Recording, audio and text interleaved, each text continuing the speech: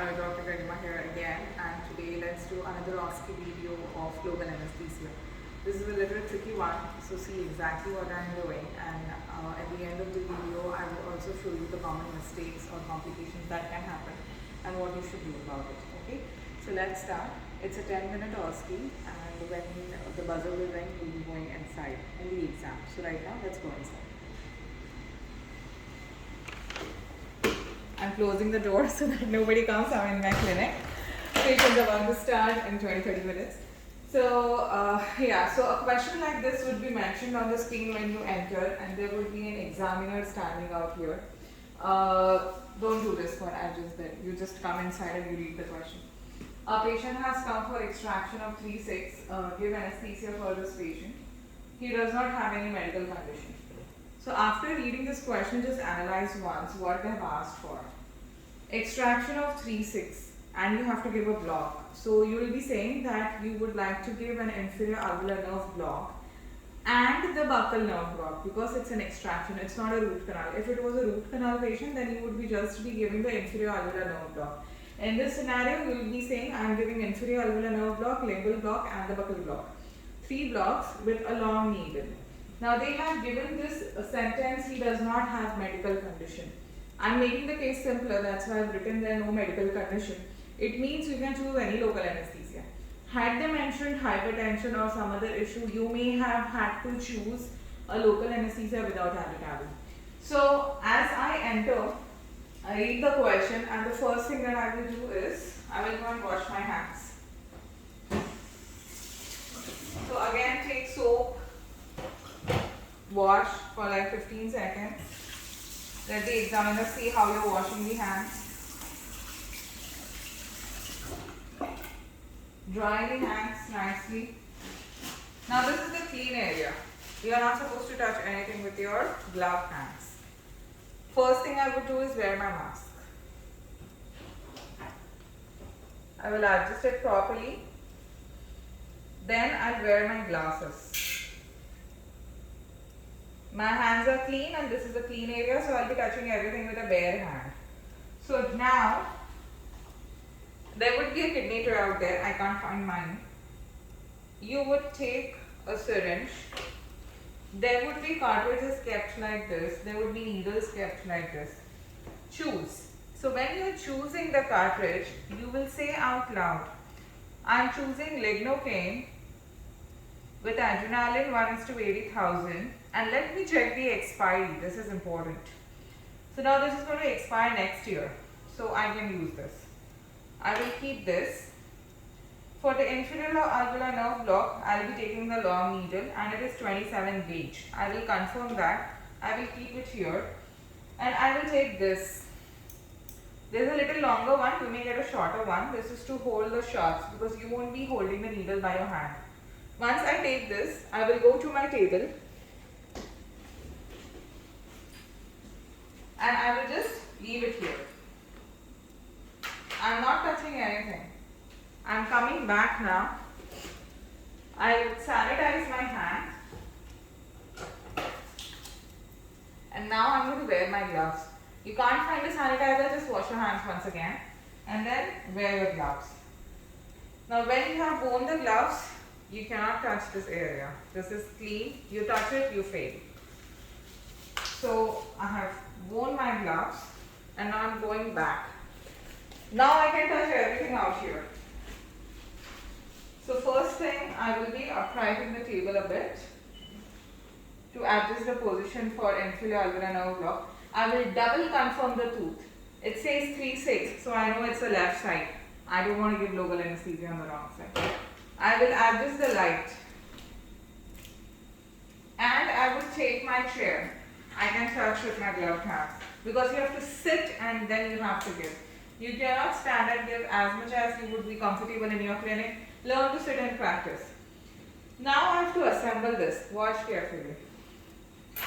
This is a cartridge. This is what you will be having, not the plastic ones. I'm going to pull this. Take this. This is the side where the needle goes in. And I'm going to assemble this. Now how I'm going to take this? I will hold it like this with this holder I am going to remove the cap. I will hold now this end, hold like this, and gently insert. Now if you make a mistake and are too strong while inserting it, you might just bend the needle and then that's a problem. So be very gentle. Once you have done this, you will remove the cap with this and not your hand. Okay? So I have just removed a bit. I'm going to keep this here. I'm going to settle in my position on the right and I'm going to say out loud, I'm palpating the landmarks. So for the local anesthesia, there would be a different mannequin. I'm doing it on just my mannequin. So this is 3/6, so I'll be on the left side. This is the external oblique ridge, the internal oblique ridge, the pterygomandibular raphe. Okay, I'm done palpating. I'll be now using the indirect technique. You have to mention the indirect technique. Indirect technique means you would be placing this on the premolar. You will be putting the bevel towards the bone and then you will insert this for half of the needle length. Aspirate once, rotate, aspirate twice. You would be saying out loud that you are injecting 0.8 ml over a period of 20 seconds. So 1, 2, 3, 4, 5, 6, 7, 8, 9, 10. So if you feel you have done injecting 0.8 ml, you will go straight out here, withdraw the needle, aspirate once, aspirate twice, give 0.5 ml for the lingual nerve block. You have to say out this out loud how many mLs you are giving. Then you will withdraw and you will tell you are going to give the buccal nerve block, which is at the distal of the last molar, 0.2 or 0.3 ml. Then you will take this off, keep it here, off the light, upright, and tell the examiner that you are giving instructions to the patient that they are going to start feel numb very soon on half of the tongue, cheek area, the half lip area. Okay. Now how to dispose of the needle. You would hold this, you will take this, hold the gap, insert it, screw it tightly. Once you think it's a little loose enough, you're going to remove this gently. Keep it here. Take this cap. Attach it. Now you have capped it. You will now go and dispose this off in the shafts container. Now when you see everything is fine out here, if the examiner has to ask you any more questions, he can ask you. Otherwise, you are going to remove this light, you are going to remove this bracket table, take off your gloves and dispose it off. Wash your hands.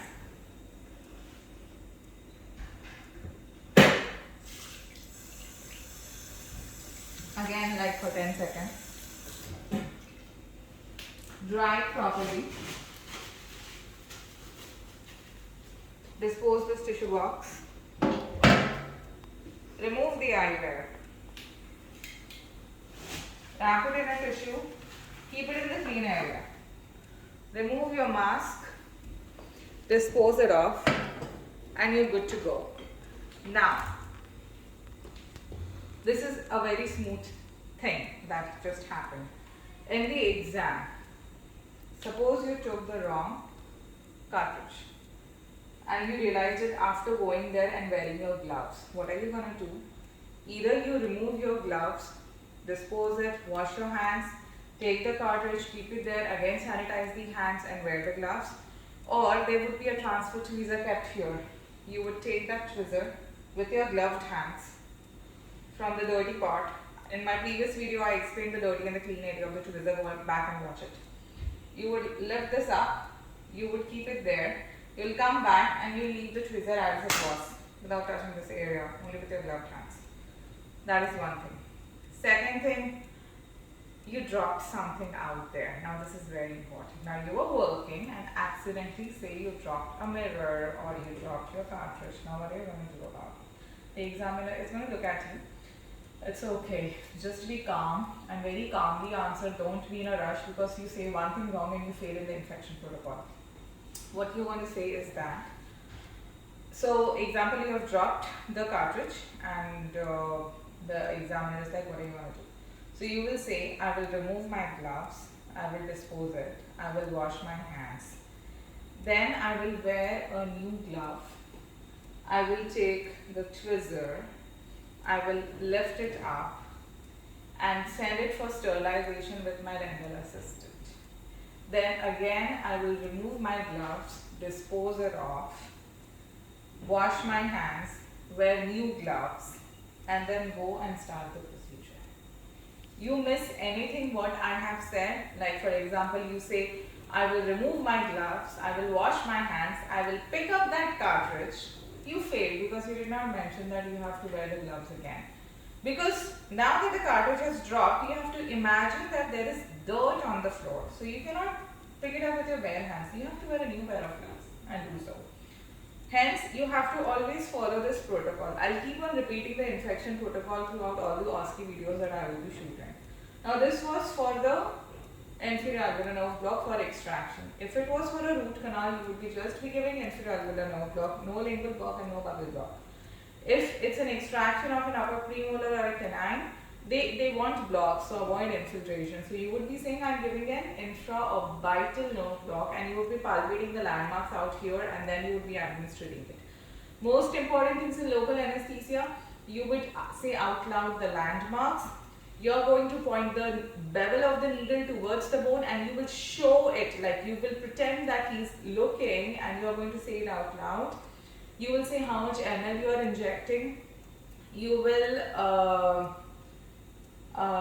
dispose of the needle properly and you will make sure that you are doing it for the right tooth and not getting confused. Instead of 3-6 you go and inject in the 4-6 area. And you would read what procedure has been asked, root canal or extraction, or it might just be a simple infiltration. I hope this is clear and this helps. Thank you.